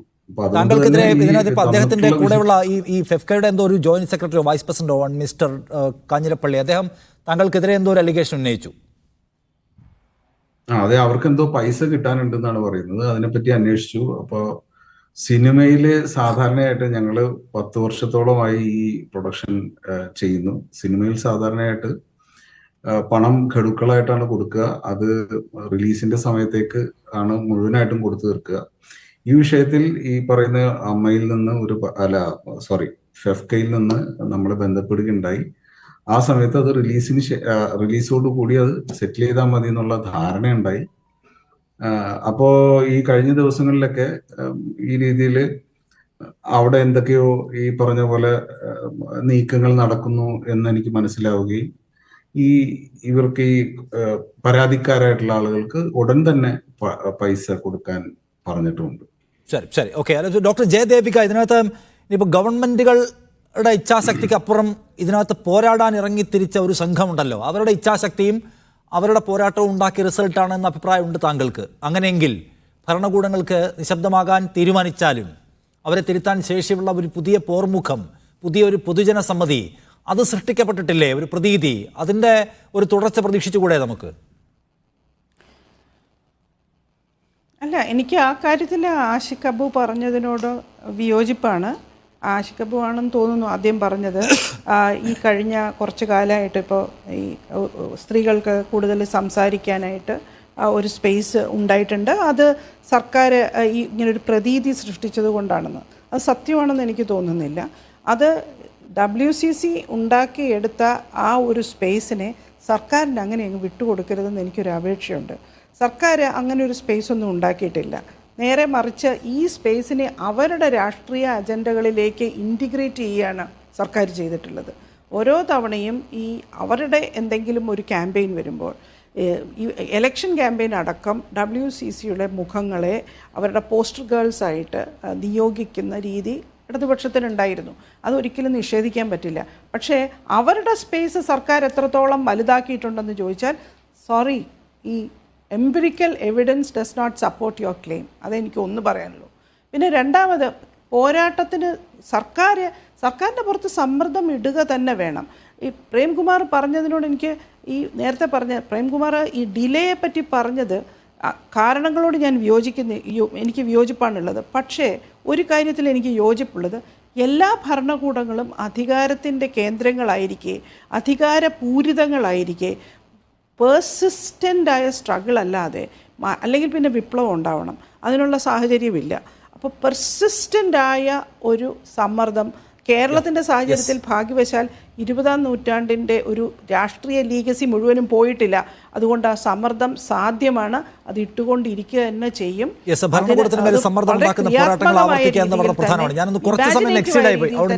അവസാനിപ്പിക്കാൻ നിർബന്ധമാണ്. Thank you doctor Jayadevika, doctor Premkumar, Shanimol Usman, Ashiq Abu ഈ ചർച്ചയിൽ പങ്കെടുത്തിട്ടുള്ള നിലപാടുകൾ, അഭിപ്രായങ്ങൾ പങ്കുവച്ചത്.